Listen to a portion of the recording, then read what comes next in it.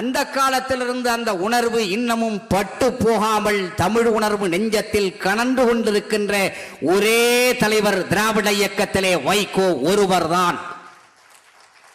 அந்த உணர்வு எங்களுக்கு பெற்ற உணர்வு, நாங்கள் பெற்ற உணர்வு இன்றைய காலகட்டத்திலே நம்முடைய இளைஞர்கள் பெற வேண்டும் என்கிற நோக்கத்தில் கழகத்தின் அதிகாரப்பூர்வமான சங்கொலி வார இதழில் இதை நான் தொடராக தொடங்குகிறேன் என்று சொன்னபொழுது அதற்கு சங்கலியினுடைய ஆசிரியர், கழக பொதுச் செயலாளர், எனது ஆருயிர் தலைவர் வைகோ அவர்கள் அனுமதி வழங்கி அங்கீகாரம் தந்தார்களே, அவர்களுக்கு என்னுடைய சிறந்தாழ்ந்த வணக்கத்தை நான் இந்த நேரத்திலே நன்றி எறிதலையும் சேர்த்து தெரிவித்துக் கொள்ள விரும்புகிறேன். என்ன உணர்வு என்று சொன்னால், 87ஆம் ஆண்டு இந்திய அமைதிப்படை போன பொழுது நாடாளுமன்றத்திலே அவர் வெடித்து சிதறி இருக்கிறார்.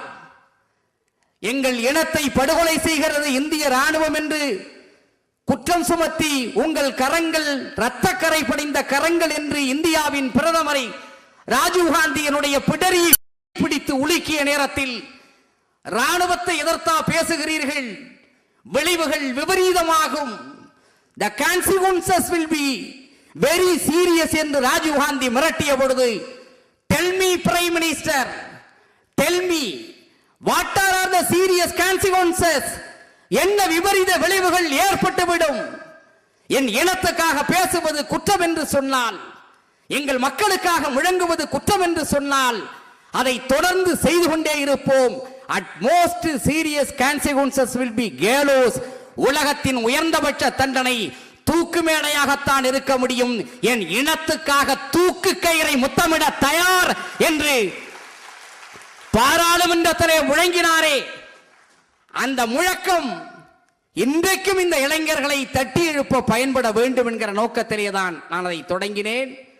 நாடாளுமன்றத்திலே எங்கள் ரத்தம் அங்கே ஆறாக எங்கள் தமிழ் ரத்தம் பெருக்கெடுத்து ஓடுகிற பொழுது நாங்கள் பிண்டங்களாக அமர்ந்திருக்க வேண்டும் என்று நீங்கள் கருதுகிறீர்களா என்று தலைவர் வைகோ பேசிவிட்டு உணர்ச்சிமயமாகி உட்கார்ந்த பொழுது வாஜ்பாய் போன்ற தலைவர்கள், குருபாதசாமி போன்ற தலைவர்கள், உபேந்திரா போன்ற தலைவர்கள் அவரை சமாதானப்படுத்தினார்கள் என்கிற அதை நான் மீண்டும் 27 ஆண்டுகளுக்கு பிறகு அதில் எழுதுகிற பொழுது என் கண்களிலிருந்து என்னையும் அறியாமல் கண்ணீர் கொட்டிக்கொண்டே இருந்தது.